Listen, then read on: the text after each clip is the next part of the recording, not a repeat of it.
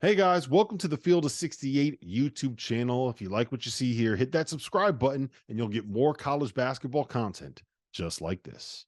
Touch on Rick Pitino, Ricky P, 2 games after he was just disgusted with his team, called him out by name, one by one. St. John's has not lost a game, including an 80-66 win at home against the Creighton Blue Jays, which, of course, just beat UConn at their place. So was that just a tried and true motivational thing that Ricky P was trying to dig into and it worked? Like, what has clicked with the Red Storm here, RC? Look at the white suit. Look at the white suit. My man had the white suit on. Mr. White Suit. No, man. Listen, you can get away with that if you're connected with church. For whatever reason, and we saw one of his former players was talking about, and when he said "I'd kill you" or something like that, he said, and the guy just kind of laughed, kind of like that's just coach. And I think that's just the relationship he builds with his guys. And I wouldn't advise many coaches or any coach to try it. There's not many guys, and we all know Rick Pitino can flat out coach, man. I think this team started out hot. They've kind of fell off the map, and then they're digging themselves out of the hole, and they're playing their way back into a tournament. So this is the type of win that you needed. I mean, beating the Creighton team that had just beaten UConn, and you need that as a resume booster as they try to climb on the other side of this bubble and cement themselves in the Field of 68. So you need to win. Let's see how they finish the season strong. Can they close out the season and solidify themselves with a bid? It would be we'll wait to see. Yeah, this is a big Sweeney, win. you're obviously part of fielding the 68 here. How do you break down St. John's after today? How much of a boost is that to what they're trying to get done here? It's 100% what they needed, just because in the non-conference they didn't beat any surefire tournament teams, right?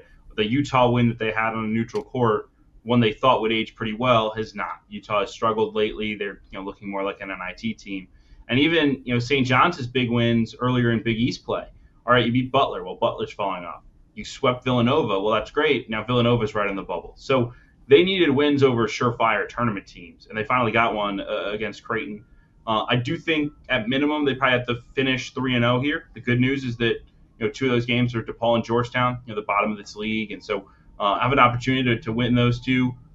This week, Wednesday night, on the road at Hinkle against Butler is a huge game for their NCAA tournament hopes. I don't think they're a lock if they win those 3 games, but it would give them a shot. Like heading into the Big East tournament, they're going to have obviously a ton of fans at Madison Square Garden. Energy will be huge. Pitino in March is certainly a proven track record, and so I think they need one more big win. If they can get that in the Big East tournament, they got an opportunity to go dancing. It's going to be tight, but this opened the door at least by beating this good Creighton team. RC, I want to get your thoughts here real quick on Creighton, because they obviously are playing good basketball today, notwithstanding. I try not to come down too hard on teams for games like this, because, I mean, shit happens, right, in a long conference season. St. John's had to have that game. Creighton just beat UConn. Like, ultimately, they're fine. They were a popular – after that win over UConn, they were a popular team that people started talking about, it feels like, as a national title contender. Do you see that with them? Do they have the ingredients for you, RC? I mean, they do.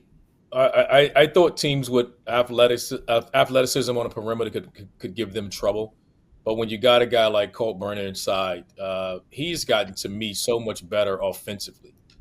Not a great game today, but, not a lot of attempts either. But I thought his improvement offensively overall, for me, and I'm just speaking a mistake that I made, and I can say that, is that I knew he was a good defender and how he could anchor the paint, control things. But to me, he's improved enough on the offensive end that he can carry this team, on both ends of the floor. And so obviously with him, and now you get Ashworth, his ability to finally adjust. He seems to be fitting in and figuring some things out, when Miller makes shots. I mean, there's a lot they have, to be a problem. So I think they have all that they need because they have an identity that allows them to play as such. And so, they were close before, and I would never put it past him because you got a guy like Kalkbrenner, and I think he's, against Klingen, he showed what he's capable of, and he's one of the better big men in the country. And when you can control the paint and allow your team to say, "Hey guys, just run those guys off the line, run them into me,"